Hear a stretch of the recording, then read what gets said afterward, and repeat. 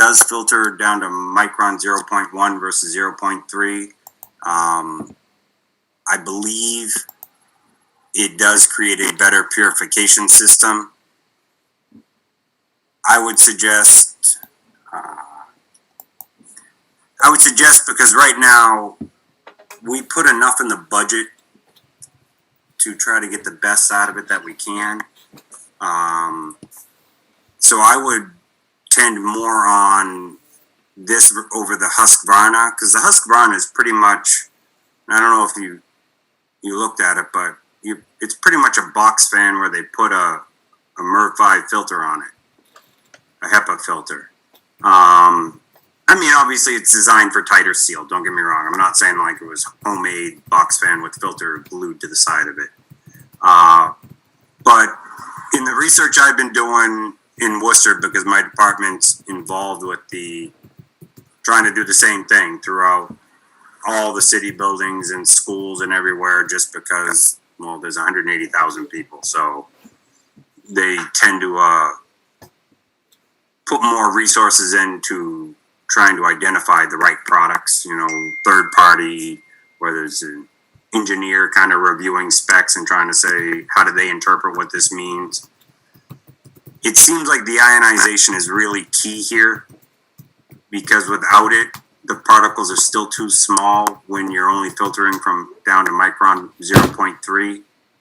So from what I'm hearing, you're not gathering the particles into a HEPA filter that doesn't filter tighter than micron 0.3, because the water vapors, etc., that the virus can travel with are smaller than that in many cases. Obviously, every water droplet, and depending on how they combine in the air, can be a globule of water droplets or an individual water droplet. I've seen data that says when you're wearing a mask, if you sneeze through it, you actually filter it into smaller pieces and it's harder to filter through. And so they become smaller and more likely to travel through the air. But the limited research, I mean, we only have so much time. We've been trying to do this in 6 months, where you wish you had like 5 years to truly evaluate what this means. Seems to imply that the ions and the UV lighting do a better job of trying to protect you from viruses and bacteria level versus larger molecules that are more like allergens and pollens and those type of molecules. So I would suggest that it's probably better to go with that. But the one thing I didn't see in this specification, but I do see that if we choose, I think it's the model F159E, it meets the California ozone emissions limit. And that was my concern, because I know when ozone gets too high, it can also be detrimental to your health. So I'm not proposing we add a potential detriment to the environment in order to remove another one, because it could just be switching the type of unhealthy environment we're putting someone in, but it still could be considered unhealthy in certain times. But I think if we go with the one where at least California has that ozone emissions level and they're saying it's lower than that, then I would suggest that that's the right one to use for any meeting space or area with, especially turnover, like the senior center. I know they're looking to open up activities starting next week. I understand that they're trying to just cater to a couple of our local communities that have low positive rates, not a lot of numbers, etc. But I would like to see if we can get a filter like this in there real quick, because I don't want to continue this without, but I also don't want to be the guy to say they shouldn't open or do anything. Spacing and masks seem to have worked with limited use of the senior center for various meetings. But I'm not so certain that's the same approach when you start bringing people in for a coffee hour. There's a potential that there'll be more people in the room and more people with a different variety of backgrounds and I mean, the data kind of says that that's the demographic that's getting hit the hardest. So I would like to try to get something that definitely has this ionization UV type protection and get that as soon as possible and get that into the senior center, as well as try to do what we can to get the police station, the fire department. We might want to reach out to the library to see what their potential opening activities are and when they might want something added to their system or not, just as a big picture. But in other words, if we're going to order something, yes, we can order just 1 or 2 now, but if we know we need 10, we might as well just put in the order for 10, unless someone tells you if you ask for 1, you can get it next week. You ask for 10, it's 6 weeks. I recognize we've got to get what we can get by the quote unquote tomorrow, but we also should be planning on the bigger purchase scope and see what we can accomplish. I'm not quite sure. This is where we do run into certain procurement questions, because if you are buying them and they're $2,000 a piece and all of a sudden you're buying 5 of them, you're over 10,000. I don't think there's any, I don't know. We should double check to find out if there's any exceptions or exemptions to healthcare and this type of activity when it comes to procurement, because we don't want to get caught in a trap, but at the same time, we don't want to have to wait through a whole cycle of bidding just so that we can meet some law that's really not helping the community itself. I don't know if it, quick little email to the Department of Revenue or whoever's managing the CARES Act or whoever manages municipal procurement laws. I forget the state department that falls under, but maybe they can give us a clarification about this, because it's due to the pandemic. Otherwise, we wouldn't be trying to rush a procurement like this. Check in with CMRPC. They've been really helpful on COVID-19 issues and specifically on CARES Act issues. So I'll reach out to them tomorrow. Thank you. But that's my thoughts. Filter is good, but I think most filters, unless you can get up to like a MERV 13 versus a MERV 5, you're not really getting down to the level of filtration you want if you use only filtration. And MERV 13 creates, you got to have a strong static pressure type system, box fan type thing, so that you're not just hitting a wall or pulling on like a negative static pressure because you can't pull the air through the filter or push it through the filter.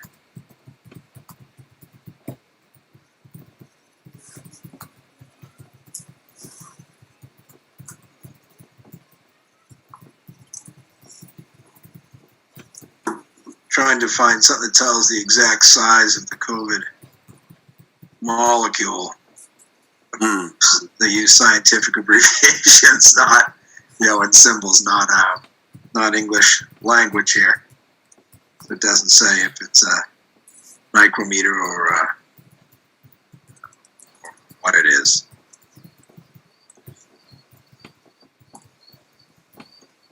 Basically, a micron is 1/1,000,000th of a meter, 10 to the negative 6th. So it's 1,000th of a millimeter. But the designation was 0.1 UM, so I don't know if that is the micrometer, if it's 1/10 of a micrometer. I'm not sure if looking at these sizes. So as far as the CARES Act goes, we have $100,000 that's specifically designated for air purifiers, and then $5,000 that are specifically designated for HEPA filters. So we have essentially $105,000 for air purification and filters. Well, my original statement was the quickest way to get the boardroom open would be to put a box fan in the window and let it blow out. So make sure that any air we're producing in the room over there is exiting the room through the box fan and drawing fresh air into the part of the building. So essentially what this is a 30-inch box fan with a HEPA filter. So if we were to filter the air, we're not necessarily contaminating, blowing anything bad outside, but it would move the air and do it in a responsible manner. So, be necessary broadcasting COVID outside of wholesale. That's assuming I believe, and I don't know, that the intent of that filter that they put on there is to assist with the COVID virus. But I don't know that for sure. Certainly, putting a HEPA filter on a box fan, if we're going to blow it out, or go to the other side of the building and draw air in and leave it open, and decide us to let it evacuate. Either way, it would be a quicker purchase, I believe, a quicker turnaround time to get something to move the air through the room now until we have the better purification in place, if that makes sense. Do we know? Good. Is there a longer turnaround for the products from this Aris company? Like, could we get a Husqvarna like pretty quickly, and then? I think Husky was estimating 10 days. So I looked into it. I looked into the company, Greg, that you sent me initially, and they had a delay in shipping. So I found it from a different company that had it readily available. And so I did go forward with, and it was also cheaper from the company that you had originally sent me as well. So I went forward with ordering that one so we can have something for September 8th. And then as far as having units for offices, as Matt was speaking about, especially for our treasurer collector's office where they have the most amount of employees in one space, having something with the UV lights, because the UV lights is really what will take away, viruses and bacteria, along with the filtration system. So we can look into the Aris system or something similar with that ionization and the UV lights for specific offices. And it also goes towards what you were speaking about, Greg, as far as, those units by Aris are a lot smaller and they don't turn around the air in a room as big as our meeting room as efficiently or quickly as the Husqvarna unit. So I think that having this multi-pronged approach to, maybe we have a Husqvarna unit, which it's not going to say Husqvarna on the unit, but it is made by a company that Husqvarna owns. So it's essentially the same thing with a different name on it. But, whereas we are going to be in this meeting room for maybe at most 3 hours versus our employees who are in there at least 8 hours a day, having a different unit that may be more aggressive on virus and bacteria for a prolonged period of time. I think having kind of this multi-pronged approach might be beneficial for us. Right, that's what I was thinking. We want to get something set up quickly so we can at least, something with the filter on. It's better than just evacuating, literally a box fan evacuating air from the window. So whether we decide it's more effective to pull air into the building that we're filtering, so then, because if we do just evacuate out our window, we could be pulling pollen and other allergens into the building as well. So we might be better off putting the fan in the opposite side of the building and drawing air in from outside that we're filtering the air so we're not blowing pollen and everything through the building, and leaving a window open in the meeting room. So that's where the air will find its way out. That way we at least keep an airflow while we have our meeting going on for the couple of short hours. And that was my original thought, is those other units that are going to do some ionization of particles for the ultraviolet and the ionization, they're going to help keep the air clean, more purified and clean surfaces. And that will be smarter for any rooms that we have people that are working in for entire days. And obviously, as when the winter gets here, we don't want to be popping windows open and blowing cold air through the building. So we're going to need to get something that's more of a purification for that anyways. But I would suggest, at least for now, this, like, we have the one coming, but we might want to pick up a couple of box fans for now for different places and have different buildings, since they're relatively inexpensive. And we got to find out what the price is on those other units in order, I would think, say as many of them as we can, because we'd like to have them in offices like the clerk's office and and probably in our administrative office, the collector's office, probably want the police station, at least want the fire station,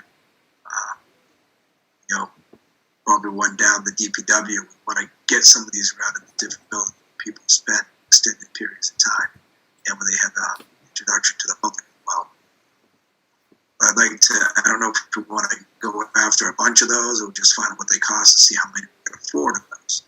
But I think we should pick up probably a few of these box fans as well to at least try to pick so many buildings in town that want to have the ability to rotate the air with this meetings like that. I'm sure if the police have a meeting in the meeting room, they might have 8 people in there for half an hour now if they want to evacuate the air.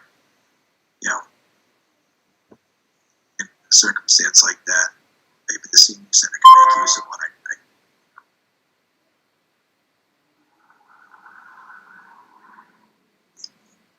I just don't know what the other unit is going to cost yet. And I held off on looking into those prices, and once Matt brought up having this meeting because I wasn't sure what direction we wanted to go in. So I can look into that. But from what I've been looking at large for air purifiers, I haven't seen one single unit costing more than $2,500. So I think that this unit is probably going to be on the higher end because it has really everything, and it even has some technology that's backed by NASA for the air purification that they have to keep their air clean up in space. So I think that this is going to be a higher end model, but it's definitely something to look into. And I don't think that there's really anything else on the market that's exactly like it. So I saw it was designed to meet specifications for NASA. I didn't see that it said it was used by NASA. But certainly if it was designed to meet their specs, it's... Yeah, NASA doesn't...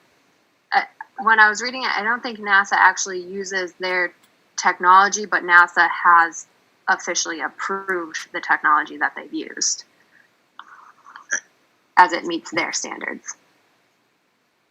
And certainly we allowed it for a lot of money because we anticipated some sort of large-scale ionization unit costing a lot more money.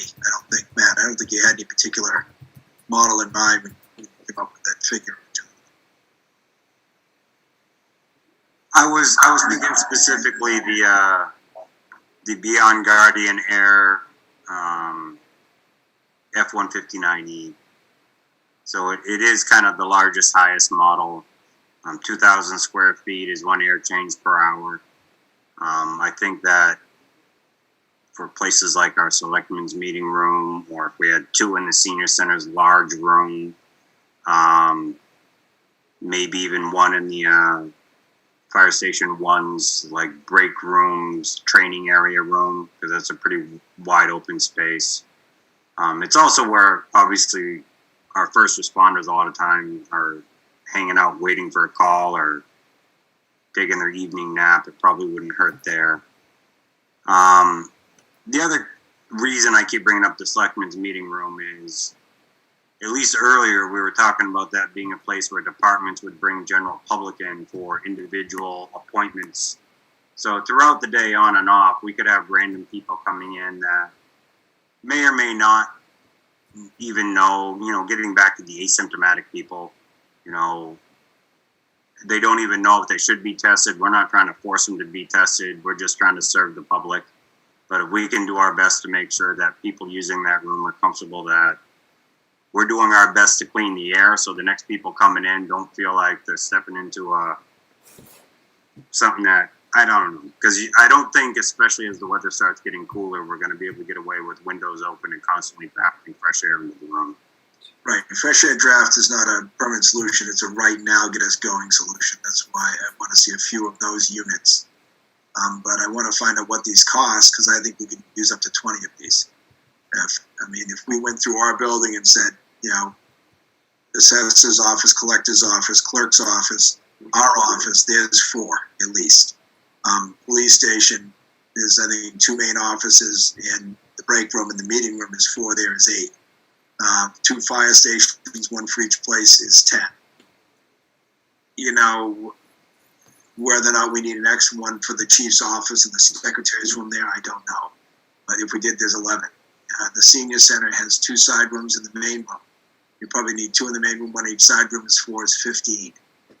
So I think, and then we look at DPW, probably 1 for the break room, 1 for the office area. I think we get to a need for 20 of these individual units pretty quickly. So if we could afford 20, I would think we would want to order 20, but I just don't know how far out those are going to be, and that's my thought. So in the interim, the next month or so, if we picked up a handful of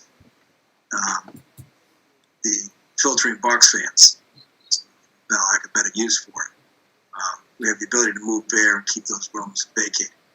And if for example, these things are $2,500 a piece, then 20 costs $50,000.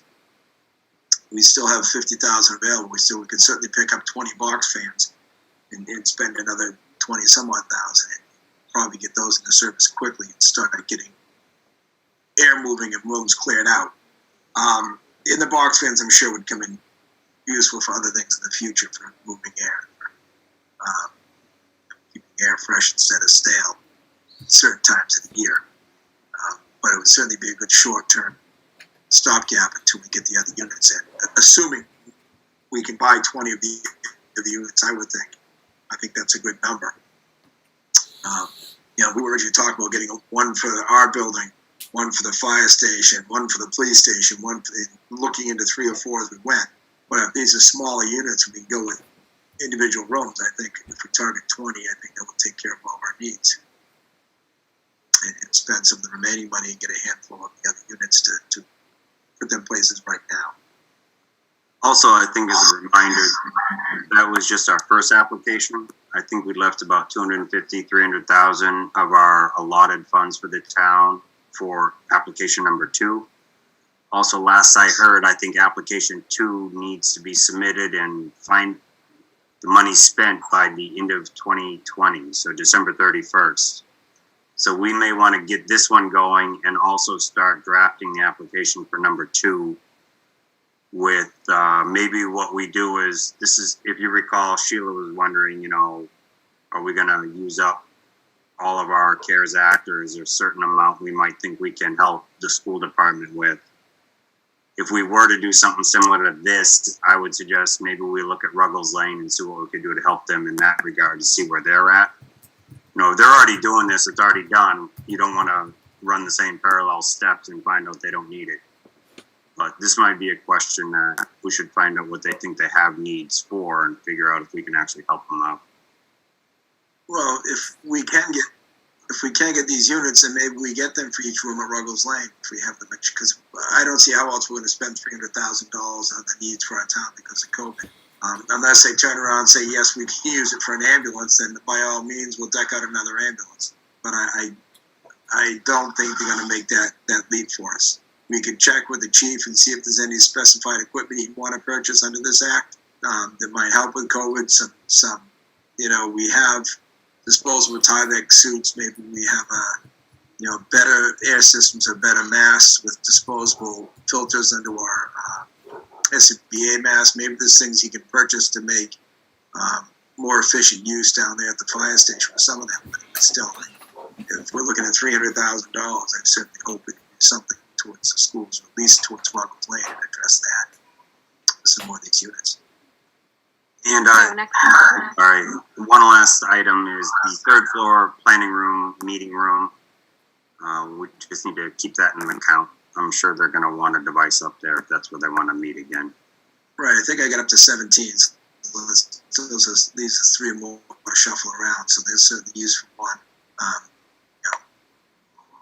If we need more, we can always pick up more too with monies, because I don't think we're going to burn up all the money immediately. But if these are around 2,500, Jessica, for the model that Matt's talking about, Matt, make sure she knows the exact model you're looking at. But if they are 2,500, and I say we order 20, that's 50,000. Then, like I said, pick up 20 box fans and get them all in the same units very quickly to get air moving and keep the air fresh for people until these units come in. as far as the school goes, I had a conversation with Dr. Muir regards to something I'd seen on Facebook. But during that conversation, we just talked generally also about the school opening, the things they're going through. So I invited her to join us at our meeting next Monday and give us an update on how the school opening goes. Because as we know, the teachers are preparing now. She'll be able to update us on what the teachers did to prepare in advance for it, so people have a better idea of what their children are walking into, what the school has done to be ready for their children. And although it's only one day, it gives us at least an initial impression of how smoothly or not the first day of school went for them. So I have invited her to come back. She said she would like to join us, so I do want to make sure, Jessica, she do add it to the agenda for our next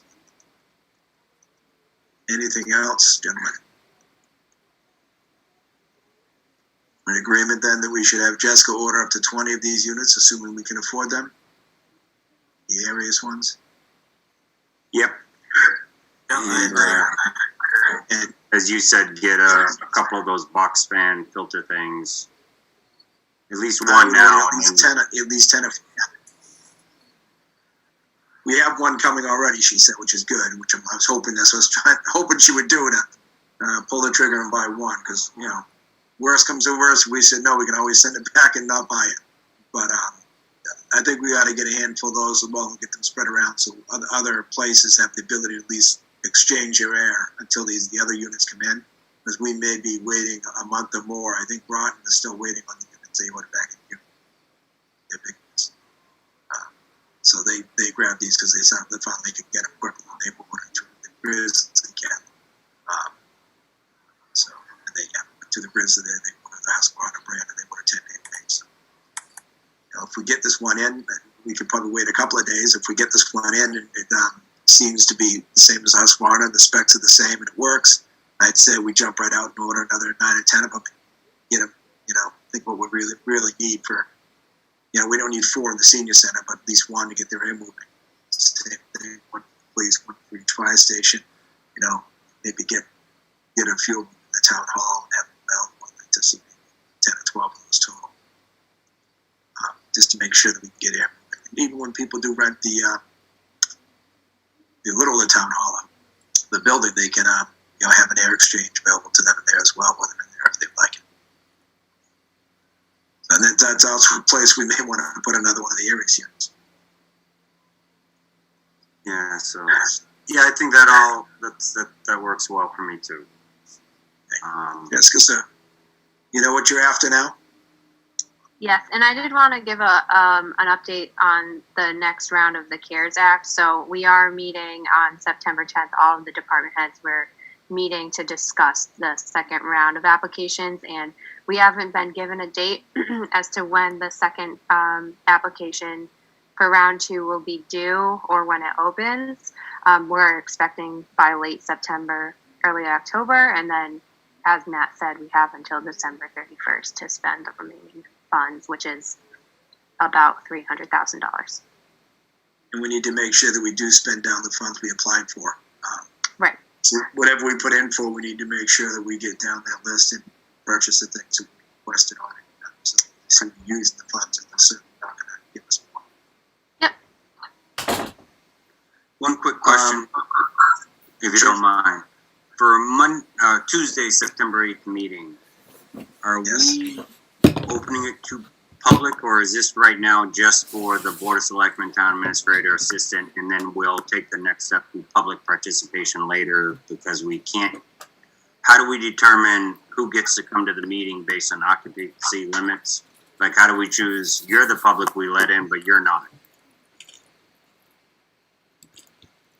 Since we're really not open fully to the public yet everywhere, I don't want to let anyone in the building, so we're going to have our meetings there. If we wanted to, we'd have to see if we could do it. If we could set a Zoom up on the big screen, maybe we could invite people in one at a time. If they have a question, put them on the Zoom, on the big screen, if we can get a camera turned towards it, and allow people to participate in the meeting via Zoom.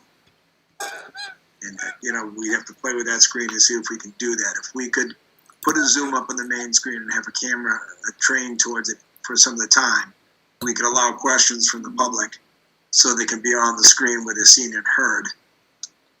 Because we can only broadcast one method, which is going to be on the boardroom through the TV. But if there's a way to include that screen into the meeting, I'd certainly entertain public input and conversation through that. It may backlog our meeting a little bit, but we got to give it a shot for now. You know, I'm comfortable letting people back in the boardroom. I don't think the regulations say we can have too many yet. First come, first served if we wanted to, but I'd rather get a meeting back there first. Have our town hall up and functional, and what's built and working for everybody before we start bringing people in. Thank you. I just wanted to clarify. People have been asking me. Right. So if Jessica, once again, I know you've got nothing else to do, but if you guys can find a way to get a Zoom on that screen so we can incorporate that in the meeting, then I'd love to be able to invite people to a webinar that you could advertise so that they could have input into our meeting. And once again, we don't have to do this by law right now, but we would rather try to if we can and make an effort. And hopefully within, maybe not September, but I would hope by October meetings we can have people back in, and I would hope to have the building up and running and be allowed to have people in the room. And if that still requires social distancing, so be it. We'd have to do it on a first come, first serve or something like that, or people that have business with us first. But we can determine that a little later. I've been working with Rich Deegan on making sure that we can have kind of that hybrid meeting that we're talking about where, you know, we are in person, but we can invite the public for participation via Zoom. So Rick and I have been working on that last week. So once again, if you think you're going to achieve that, go ahead and advertise that Thursday with that webinar address so people can watch online on their YouTube as they've been watching, and hopefully participate via Zoom. As long as we can get the link up, we will make every effort. All people as best. I don't want to look for new business tonight, guys. The selectmen reports, this really wasn't the intent of this. But if anybody has something brief they really want to bring forward, we do that now, please. Okay. Nope. Go ahead, yeah. Okay. Then I look for the appropriate motion then, gentlemen. Motion that we adjourn this evening. I second that. A motion second for adjournment. Hearing no further discussion, I'll call for vote. All those in favor? Matt Urban, aye. Dylan Clark, yes. Grego Sullivan, yes. Thank you. I'll see you all Tuesday. Please remember to invite Dr. Muir to publicize it. Yeah. Thank you much. Great. Thank you, everybody.